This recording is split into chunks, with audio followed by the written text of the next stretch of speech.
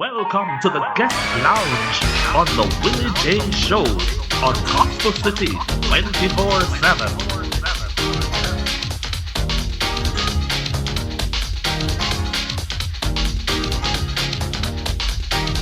Be entertained, informed, and edified on Saturday morning's talk radio show, the Willie J Show on Gospel City 24/7.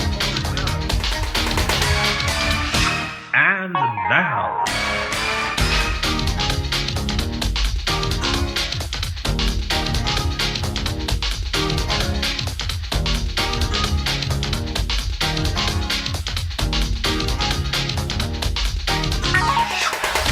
and now,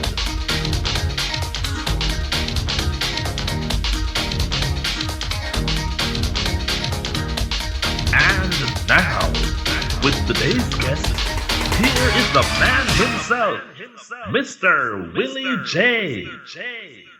Hello everyone and welcome to the guest lounge on the Willie J Show right here on Gospel City 24/7. And this morning I have with me a very special young lady who will be talking with us about her life and work, and she is working in a very interesting, I would say intriguing area, which she will be telling us about. So I want to welcome to the program Miss Kamika Ruth Taylor. Welcome, Kamika.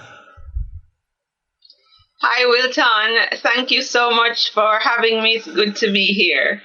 Yes, it's wonderful to have you. And you noticed that I haven't said anything about the area in which you are working. I'm leaving it all for you to tell us later on as we go through the interview. We know you have touched on several different careers, and so you will fill us in on it all. And I will maybe jog your memory if I see you are leaving out anything that I want to hear about. Yes, so... Awesome. Yes, so tell me, where in Jamaica are you from? Let's start from the beginning. Where in Jamaica are you from, and what was life like growing up as a child?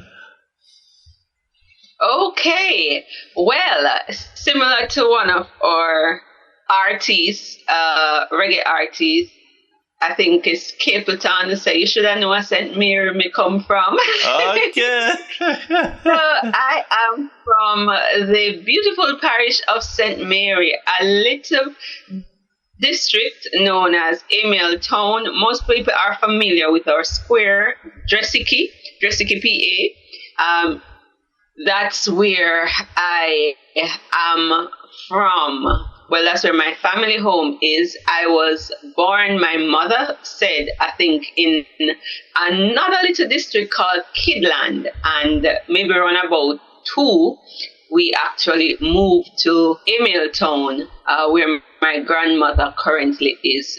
So I grew up partially in St. Mary, born in Port Maria Hospital. My mom was a teenage mom, and so after a while, she left me in the care of my grandmother and went to, have a better life in Kingston, the city. Yes. But at 2, the decision was also made that I would go and live with my father and his family. So I live with my grand aunt, my great grandmother on my father's side, and my dad, my uncle, and an older cousin until I was about 5 years old. And when my great grandmother died, yes, I went back to St. Mary, and I was almost 6 at that time. And then I stayed there in St. Mary, did my common entrance, show you my age, right? Common entrance. Yes. I failed it, but as things got better with my mom, she sent for me, and then I came to live in Kingston in what is known as an inner city community in Olympic Gardens. And I resat the common entrance exam and passed it. And I went to Meadowbrook High School. Wow. And I stayed in Olympic Gardens until I was about, I think, 27, 28. And that's pretty much my childhood. So I went to two basic schools, two primary schools, and I lived in 3 different places throughout my childhood. St. Mary was fun, the greenery and everything.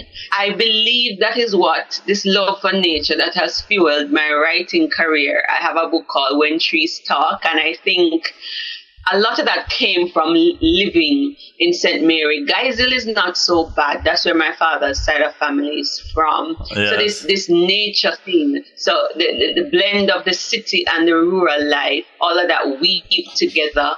But I'm originally a country girl, man. Okay. Well, when you talk about St. Mary, my connection with St. Mary is a place called Devon Pen. And that is where you'll find a place, a resort area called Tapioca Gardens. And I've been there a few times, well, twice actually, to be truthful. And it's such a lovely place, you know. You go boating and hiking, and Mr. Sinclair, the owner or the manager of Tapioca Gardens, cooks real good Jamaican dishes. So that's my taste of St. Mary. You know. I went to Tapioca once. We were checking it out for a retreat, but just the entrance alone, you know, captivated our attention. And so we thought of checking it out.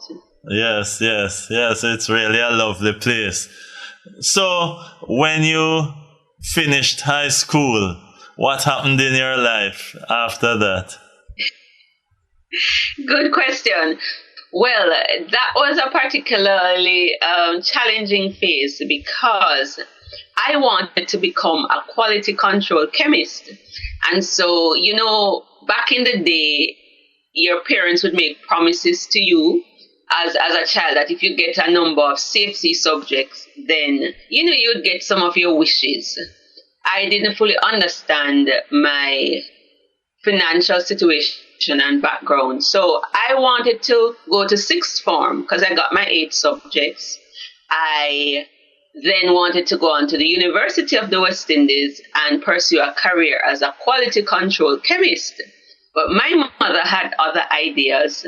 So at 17, off I went to Teachers College, kicking and screaming, as it were. My grand-aunt, with whom I lived when I was between 2 and 5, she was a lecturer at the Michael. Okay. And so at 17, instead of going to 6th form, I went off to Teachers College and I studied general science and Spanish. Strange eras, you know, mixing the science and the arts, but that's me. Yes. And I always did well in Spanish in high school. Every year I won a prize and I got a 1 in CXC for it.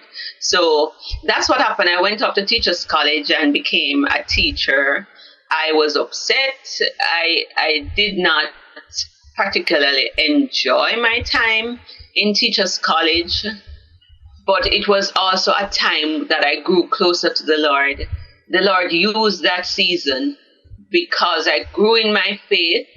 I would take lunchtime to just go sit under the tree, read my Bible, and pray. And it was during that time as well, I was battling some challenges, facing suicidal ideation, and I wanted to end my life. And during that season, my Conian took me to a particular church. I was shy back then, extremely shy. And at that church service, there were some ministers, and they walked in the prophetic gift, and they prophesied, you know, that the Lord would remove my timidity and he would take me to the nations, that I would have an international ministry, that I would be traveling.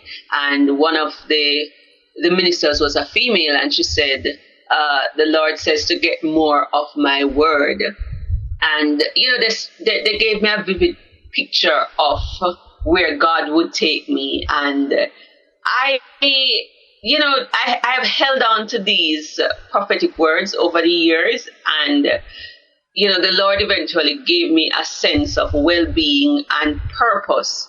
And towards the end of Teachers College, I got involved in missions. I got serious about God during Teachers College. So even though it wasn't the place I wanted to go, I'm a third generation teacher on my father's side. My grandmother was a teacher, my grandaunt, my father was a teacher. I had an uncle who taught at one point, and then me. But God used that time to ground me in my faith.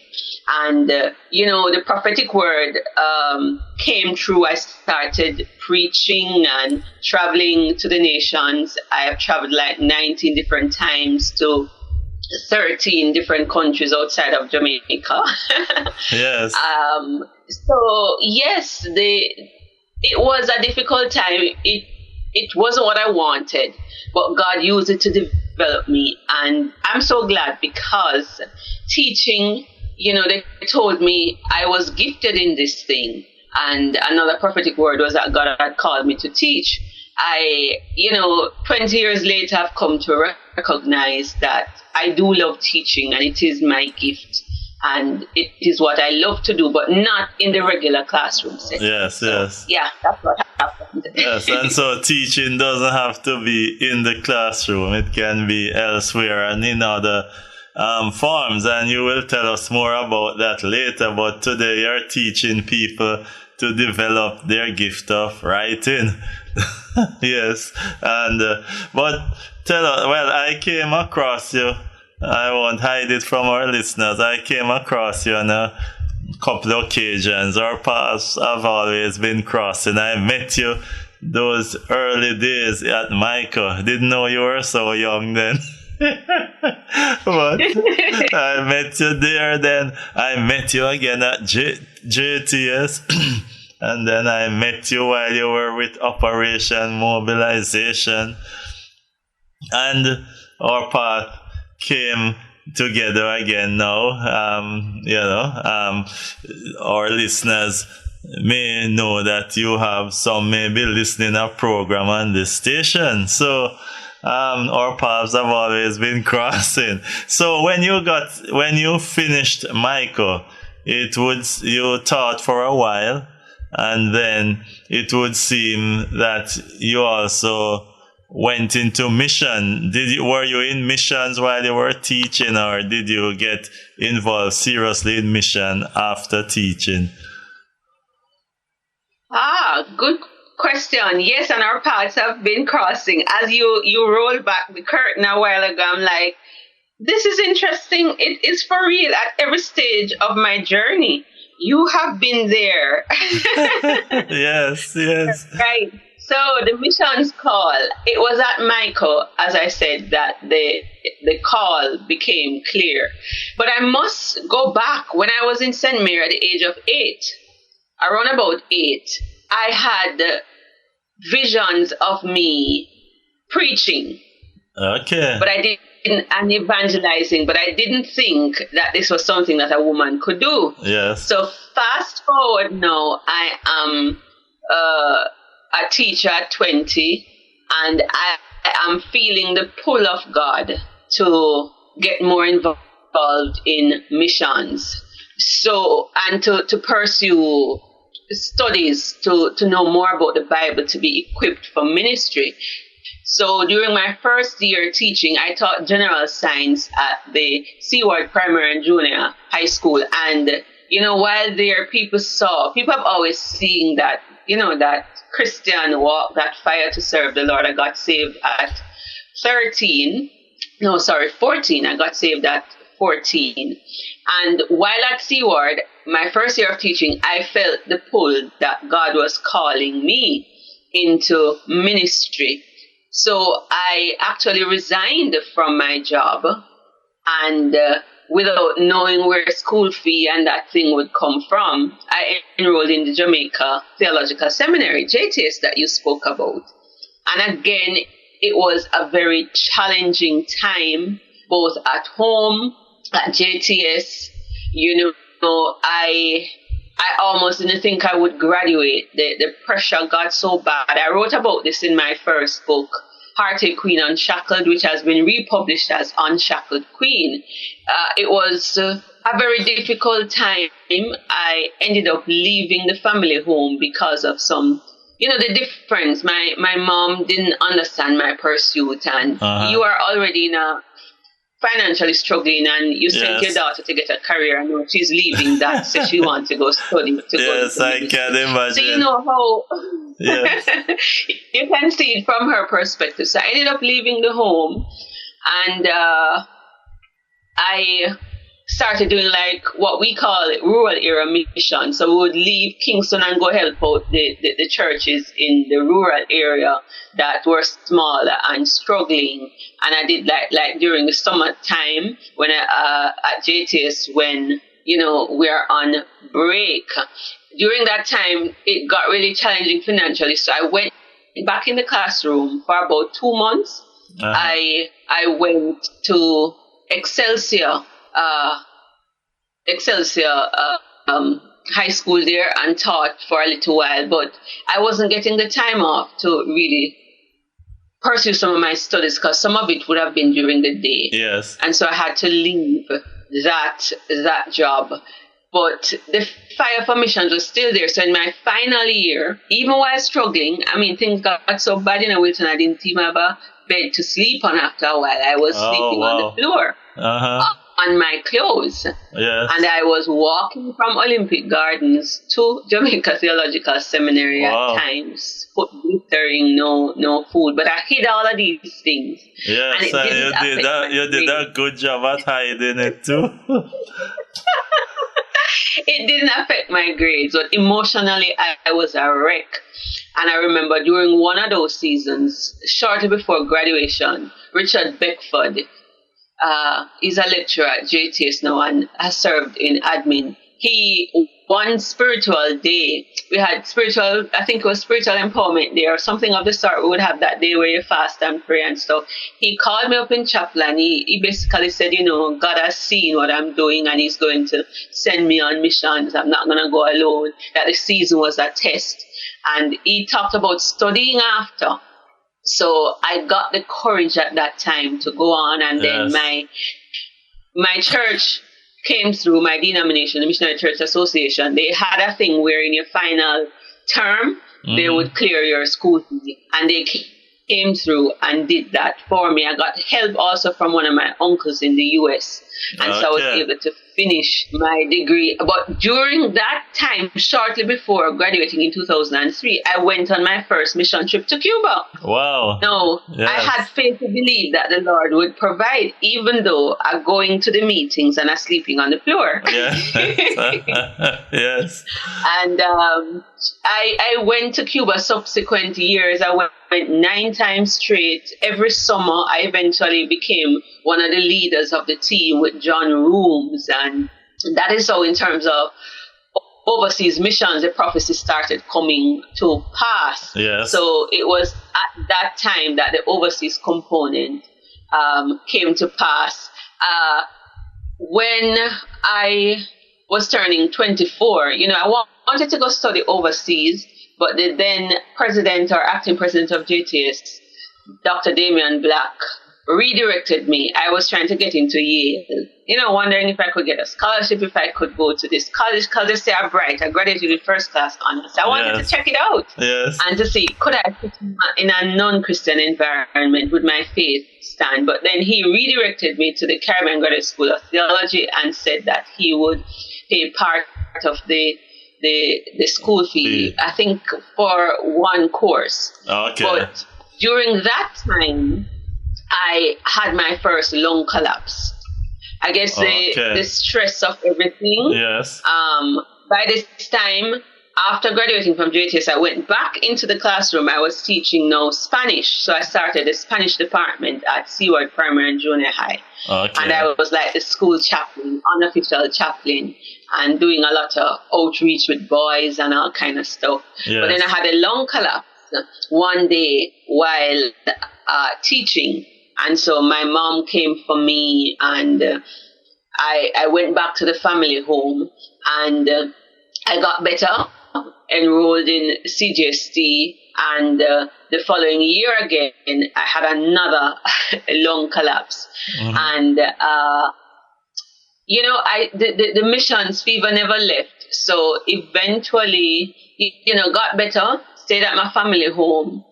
And again, I felt the pull that God was saying, go into full-time missions. And I had my eyes on Wycliffe Bible translators, and I was seeking the Lord about what to do, and the Lord reminded me that He called me to preach, gave me a scripture from Jeremiah 23, I believe. Let him who has my word speak my word faithfully, is not my word like hammer, and I still hold on to that. Yes. So that is how the mission thing came about, and I didn't eventually join Wycliffe. Well, I joined them, but didn't go overseas with them. I was teaching about missions, and I was already working with John with Cuba Mission. So that is how that part came. And, the pull of the Lord. Eventually, I left my family home again. Yes. And I went to live at the seminary. This time I was working in the registry. And while there, I felt the call yes. to leave. So this is 2010, and I had dreams. The Lord showed me dreams. OM was, the Logos Hope ship was here. Yes. OM, Operation Mobilization, is the organization that has the ship, but they have other ministries. Yes. And I saw the team that came to Jamaica, head of the ship. I saw them in a dream. And we were discussing direction and stuff, and I knew, that the Lord was saying, this is the group I needed to work with. Yes. And I went, did my interview, and got through.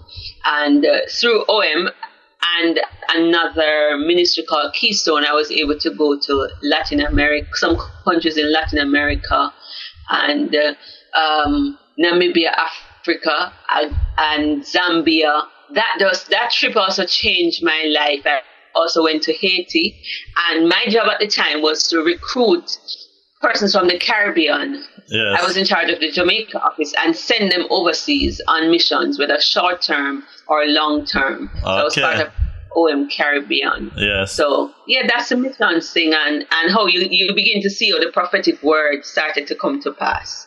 Okay, tell us a little bit about Namibia. It's tying up my tongue. Yes. Namibia, yes. Yes. You said it changed your life. Yes. Yes, that trip changed my life, both in Zambia and Namibia. So Namibia is on the tongues of everybody these days because of the two athletes who did so well at the Olympics. But I went to Zambia first, and I spent 2.5 months between Namibia and Zambia. This was my longest trip from home. While there, they had a ministry by the name of Impact Multiplied with Hannes. I can't remember his last name. But Hannes had this ministry. He's an architect, right? And so what he and his brother did, they saw the challenge with donor support-led ministries, where you just have to depend on the generosity of others for the ministry to survive. And they thought of coming up with something better.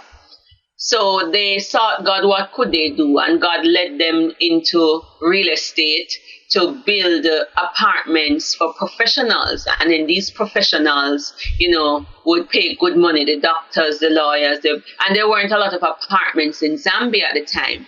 But one of the things that they did in doing that, they would not hire everybody who's a professional. So they would hire people from the community, including some of the disabled and others, and they would learn a trade and they would get to minister to them.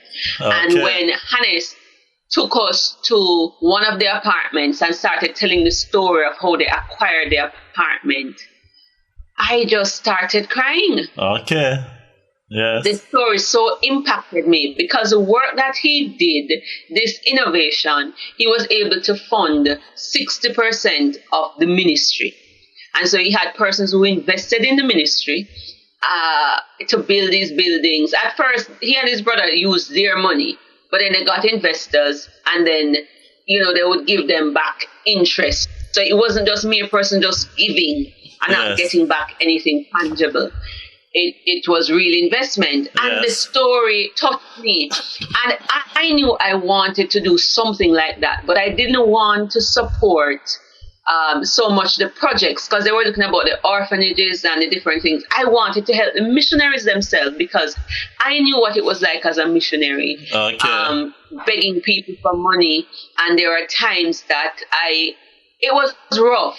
Yes. And I saw one of my missionaries where he was living and things he couldn't afford. And I remember my missions partner asked me, why are missionaries poor? At the time, I couldn't understand the question, because I thought poverty was just part of it. As a missionary, that sometimes you're going to be without and stuff like that. Yes, indeed. And so I said I wanted to do something like Hannes, and I wanted to raise financial support for missionaries. And so I got that idea. I said I want my own impact multiplied to train people and to support missionaries. Now you're going to see how this ties into my writing. Yes. So we left Zambia. I started writing down ideas. I had a dream in Zambia as well, where the Lord was directing me, with mentoring and stuff. I had started mentoring in Jamaica. This is where Design to Win comes in. So in Zambia, when I went over there, they wanted us to work with teenagers and young adults in some of the poor communities, similar to like some of our inner city, and some of them worse, because in some of them, like the school we went to was like, the school was made of zinc. They don't have any floors, so the children sit in the dirt, and they don't have electricity. They were trying to get solar. It was terrible. But I went there. They had feeding programs as well. And while in Namibia, beautiful country, where we stayed at some apartments where some other missionaries were, and they conducted these outreaches, and this was like this training center. So I got this idea as well while there in Namibia to merge both experiences. I would build apartments to have my own little transformation center and villa. Yes. And the program that I started in Jamaica at the time was Daughters of Deborah. When I went to Namibia, that was like a 2-year program. I cut it down to 6 months and started teaching these young girls personal development, how to dream again, how to design a better future. Yes. And the lessons that I had learned, I started teaching them, how to achieve their goals and dream. And I called it Designed to Win. Okay. And while in Namibia, they had difficulty calling my name Ruth. The story is long enough, but I'm going to cut it short. Yes. Not Ruth. They had difficulty saying Kamika. Kamika, yes. And yes, they couldn't say Kamika. Just like how we can't pronounce their name. Yes. So they couldn't say Kamika. And I was studying the book of Ruth at the time. And the Lord said to me, you need to become Ruth, study Ruth, live it. And I got an acronym for Ruth at that time, which is raising up the hopeless, the helpless, and the hurting. And I added, when I came back to Jamaica, the heroes of our time. Mm-hmm. So I became Ruth in Namibia, and I started having these dreams about what I would come back and do. And I was engaged at the time to be married. And, all the vision and the dreams. Yes. I started writing them down. In fact, going on the plane was when I started writing out a missions book. I didn't finish that. So what Namibia did was to shape me and give me a vision of the future, both through what Hannes did and what I saw the couple doing that we stayed with in Namibia. And yes. While in Namibia, I went to some training, family foundations, and there I got healing for all the pain in my childhood. I was able to, I could say maybe 90% of the healing, they were able to dig deep and understand, why was I suicidal? What were the things, family issues. My daddy wasn't there. Mm-hmm. After a while, and what happened to me that caused me to develop low self-esteem and all those kind of things. It was unpacked. I experienced significant healing in Namibia. Significant healing. Oh, wow. You hear me say Yes. significant? So there you were. And a new person was birthed. I became Ruth in Namibia. Okay, you went there to help and you got helped. amazing. Yes, yes, And that's so how the Lord on my works. way, Yes. the Lord just works. And you are just bringing it all together. So I want to thank you for this interview. To just rush ahead to show how I created my impact multiplied. Yes. The Lord revealed to me that, I'm not an architect, but when I came back, the engagement didn't work out. So in the midst of all of that, now I was crying out to the Lord. I said, Lord, I'm tired of all these heartaches and pain from a child, because this was like my second broken engagement. And the Lord reminded me of something I read as a child in a book. He said, endurance is not just the ability to bear a hard thing, but to turn it into glory. That was said by William Barclay, a theologian. And immediately the Lord showed me how I would turn my heartache into glory. It would be through writing. Okay, And yes. the Lord also gave me what I call my grand design, how I would write. I would do personal development training. I would speak to transform lives and combine all of that.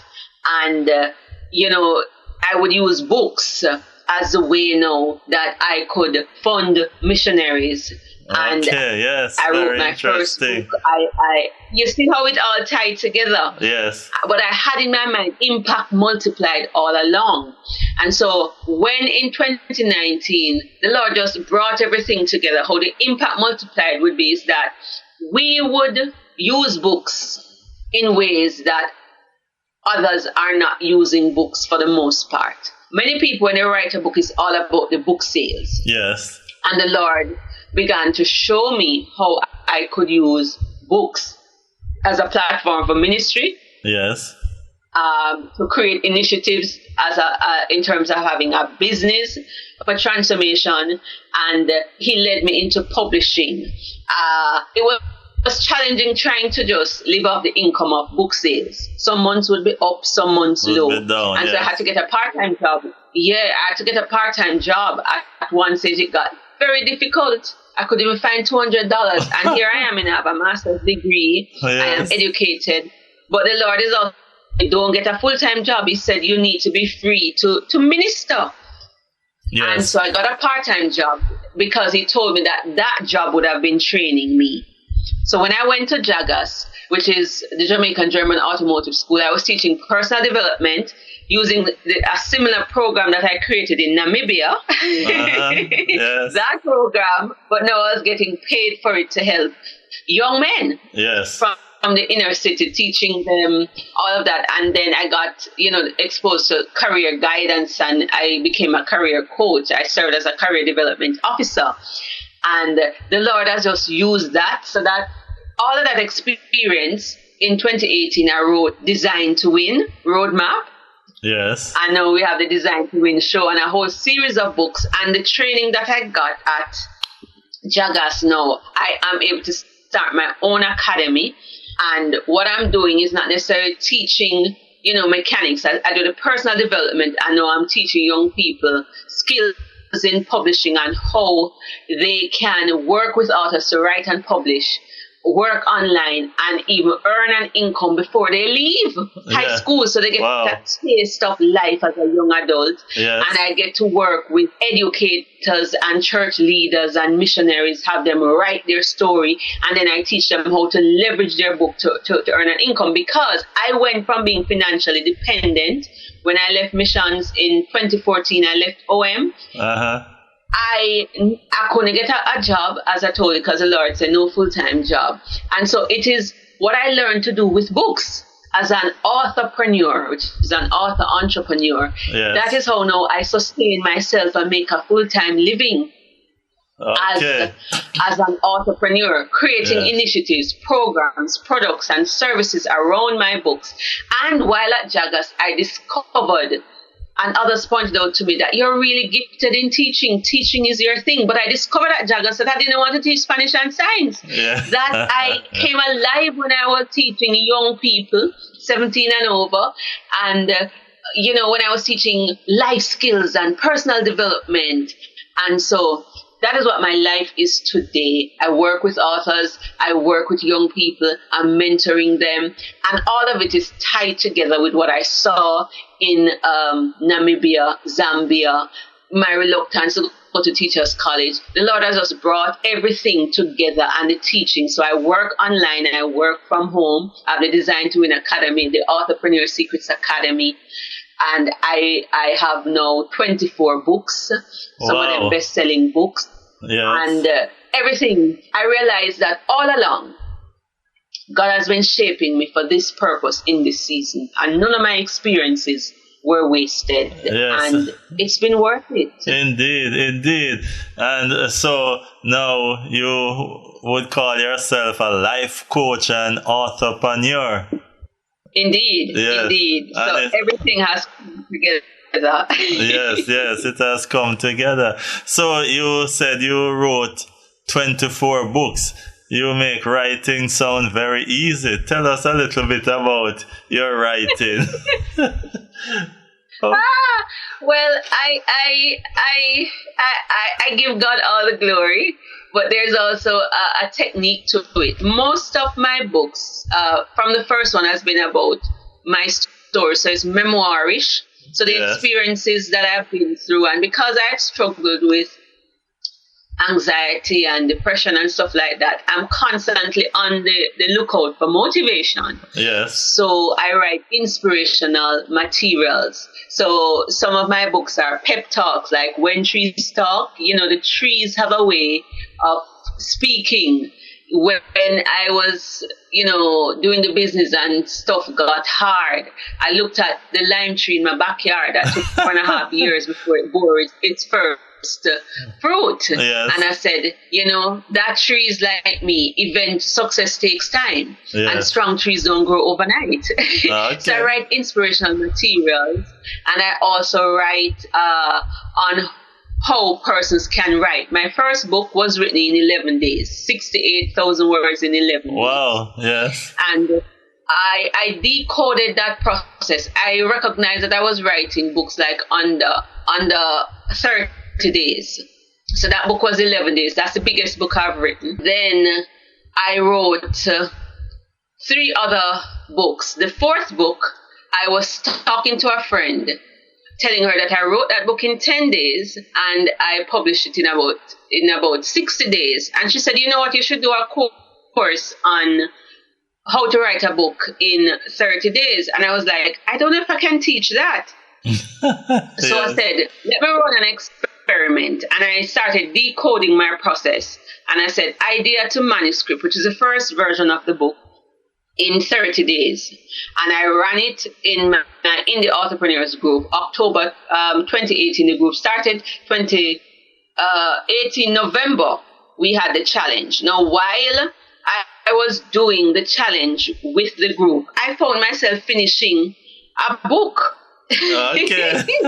In 3 days. Wow. Now it's supposed to be 13 Wilton in 3 days. Yes.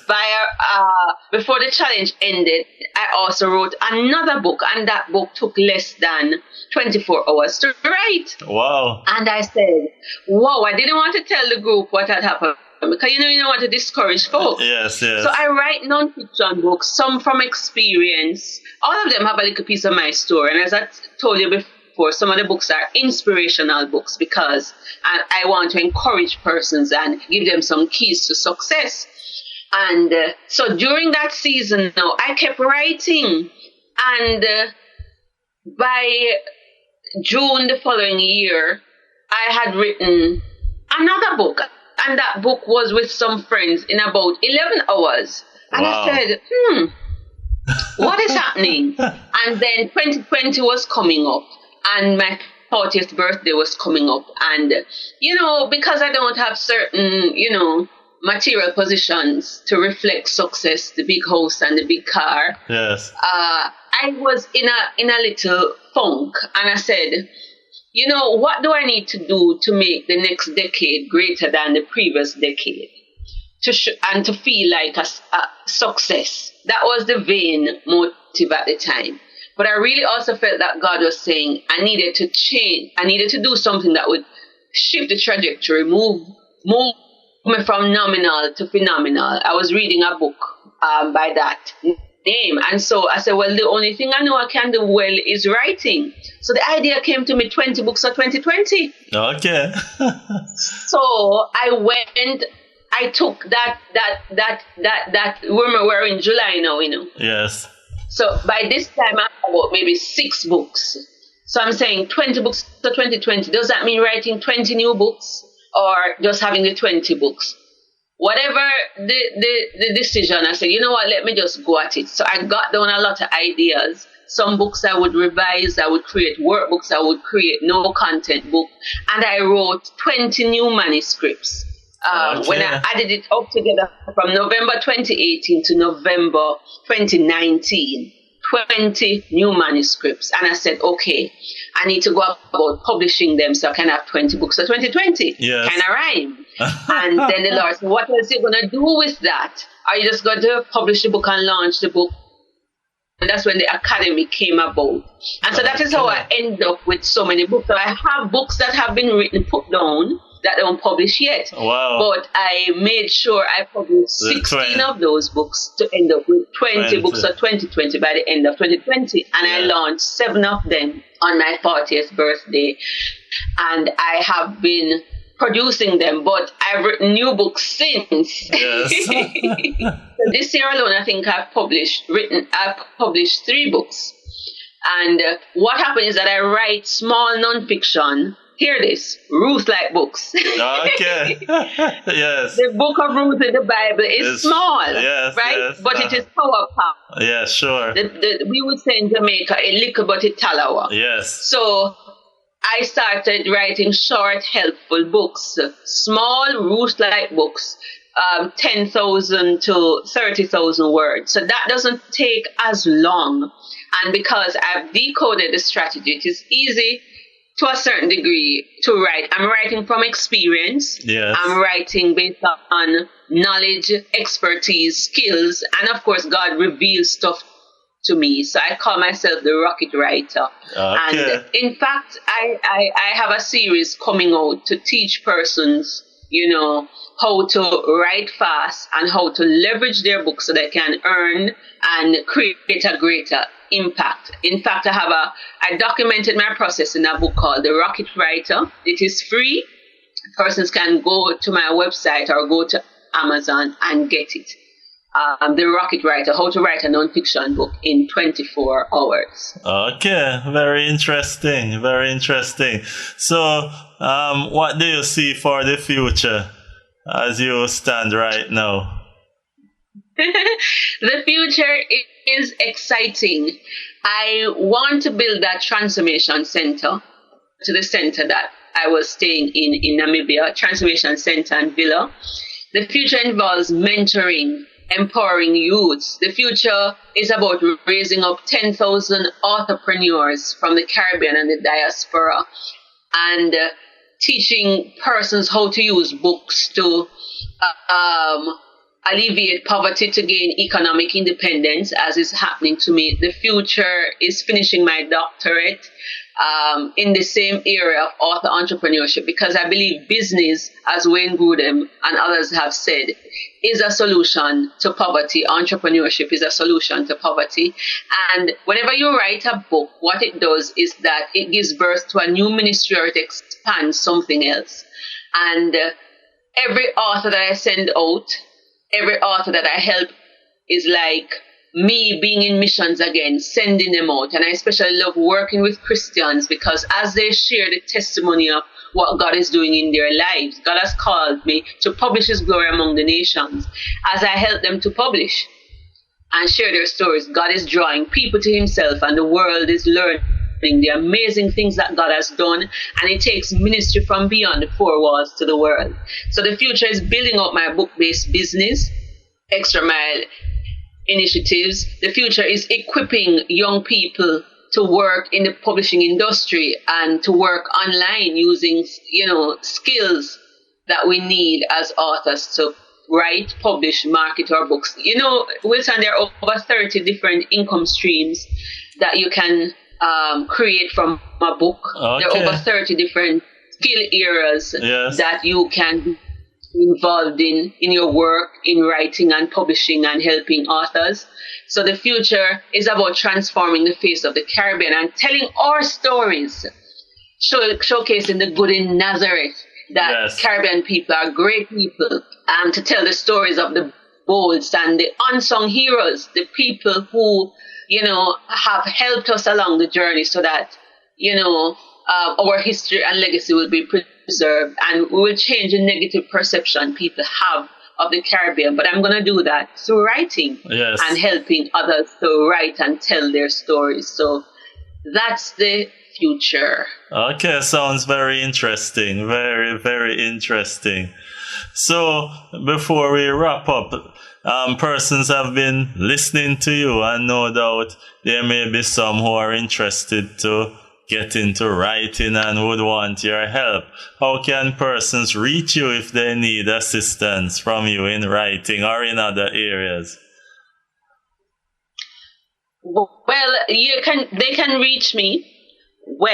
They can reach me at my website, extramileja.com. That's extramileja.com.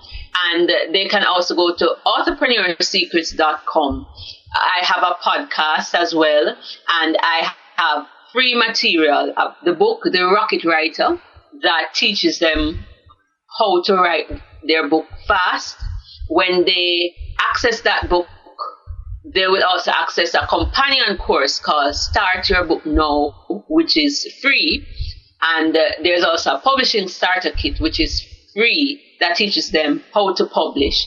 And then they can use the contact page there or reach me at Ruth Taylor at extramileja.com. But just any one of those websites, entrepreneursecrets.com or extramileja.com, they can reach me. On Instagram, Facebook, just look for C. Ruth Taylor. I am there. LinkedIn, same thing, C. Ruth Taylor or Kamika Ruth Taylor. They can find me. Yes, I always wondered about the story of the name Ruth, and so I heard it today. But I still love Kamika. Fortunately, I can't call it.